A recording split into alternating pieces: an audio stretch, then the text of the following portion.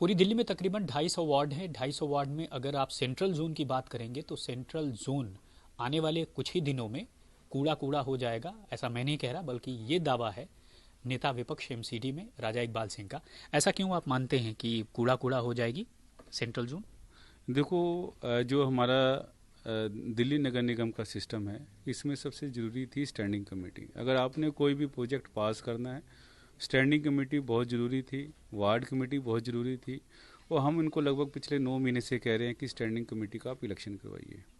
ना इन्होंने standing committee का इलेक्शन करवाया, क्योंकि मुझे लगता है कि इनको दिल्ली नगर निगम का एक्सपीरियंस नहीं है। तो जिसकी वजह से अब जो साइड इफ़ेक्ट हैं, कि किसी बीमारी के साइड इफ़ेक्ट थोड़े समय बाद पता चलते हैं। जो स्टैंडिंग कमेटी ना होने के जो साइड इफ़ेक्ट है वो अब नज़र आने शुरू हो गए।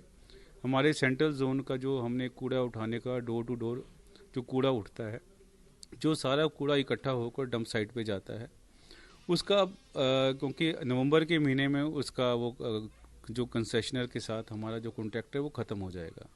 जब कॉन्ट्रैक्ट ख़त्म हो जाएगा तो बिना स्टैंडिंग कमेटी के वो पास नहीं हो सकता। अगर वो पास नहीं होगा तो लोग कूड़े को कहाँ फेंकेंगे? जो कूड़े जो ढलाव बने हुए हैं, जो हमारे सारे ढलाव कूड़े से भर जाएंगे, गलियाँ कूड़े से भर जाएंगी। तो जो स्टैंडिंग कमेटी अगर होती तो ऐसी स्थिति ना होती। हमारे पास लगभग 150 प्रोजेक्ट ऐसे हैं जो स्टैंडिंग कमेटी ना होने की वजह से या चालू नहीं हो रहे, अगर चालू हैं तो बीच में रुके हुए हैं।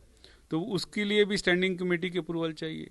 हमारे जो जितने भी निगम पार्षद हैं, ना वार्ड कमेटी ना होने की वजह से वो जो जो उनके इलाके में जो उनको प्रॉब्लम्स आ रही हैं, कहीं पर टिपर्स नहीं हैं, कहीं पर झाड़ू नहीं है, कहीं पर मटेरियल नहीं है, कहीं पर सफाई कर्मचारी कम है, वो अपनी बात नहीं रख पा रहे, जिसकी वजह से पूरी दिल्ली के अंदर कूड़ा कूड़ा हो रखा है। और आने वाले समय में अगर कंसेशनर चले जाएगा तो और ज़्यादा कूड़ा हो जाएगा। और अभी तक ये बात आम आदमी पार्टी को और मेयर साहिबा को समझ नहीं आ रही। हालांकि बहुत सारे ऐसे वार्ड हैं जहां पर मेयर ने कुछ दिनों पहले ऐलान किया कि वहां पर जैसे जो कूड़ा घर है वो हटाकर लाइब्रेरी बनाई गई और जगह जगह पर जो है ढलाव घर बना दिए गए हैं जहां से कूड़ा उठाएगा। उनका खुद का भी इस पटेल नगर का वार्ड भी है। तो अब लगता है कि कुछ स्टेप वो लेंगे। देखो, जो उनसे आप बात कर रहे हो वो तो हम ऑलरेडी पहले कर चुके हैं। निगम के जब में भारतीय जनता पार्टी थी, हमने कितने ही ढलावों को बंद किया। लगभग दिल्ली को हमने ढलाव मुक्त किया। वहाँ पर हमने कहीं पर लाइब्रेरी बनाई, कहीं पर सीनियर सिटीजन के रहने की जगह बनाई, कहीं पर हमने दूध के बूथ भी बनाए, उसको ब्यूटीफाई किया उस एरिया को। राजा इकबाल जी, अब आगे क्या? क्योंकि स्टैंडिंग कमेटी तो बन नहीं रही और मुझे लगता है कि दोनों पार्टियां, आम आदमी पार्टी और बीजेपी, भले ही कह रहे हो लेकिन कोई चाहता नहीं है कि मिल बैठकर स्टैंडिंग कमेटी को बनाने का काम करें। क्योंकि हर किसी को लगता है कि हो सकता है सुप्रीम कोर्ट जो है गेंद उसके पाले में डाल दे और फिर स्टैंडिंग कमेटी में वो आ जाए। तो आपको नहीं लगता कि राजनीति की वजह से जो पिस रही है दिल्ली की जनता? मैं आपकी बात से पूरी तरह से सहमत हूँ कि राजनीति की वजह से दिल्ली की जनता पिस रही है। वो इसमें जो अहम रोल है वो रूलिंग पार्टी आम आदमी पार्टी का है। ये मेयर साहिबा को चाहिए कि एक हमें बुलाएं। हम तो जाने को तैयार हैं, हम बात करने को तैयार हैं, क्योंकि हमारा एक ही मकसद है कि दिल्ली को कूड़ा घर ना बनने दिया जाए।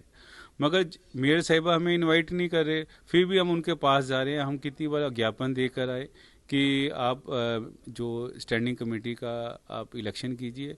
अभी हम इसके खिलाफ धरना भी देंगे, उनका घेराव भी करेंगे, क्योंकि मेन कारण है बिना जो स्टैंडिंग कमेटी है वो हमारी रूह है, हमारी सोल है एमसीडी की। ठीक है, ठीक है।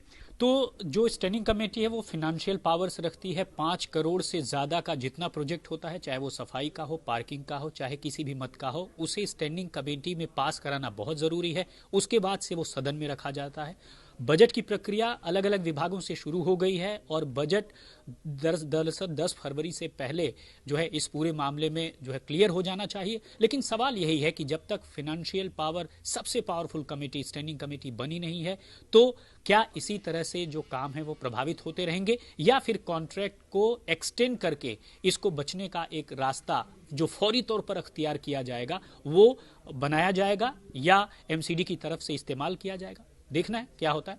धन्यवाद।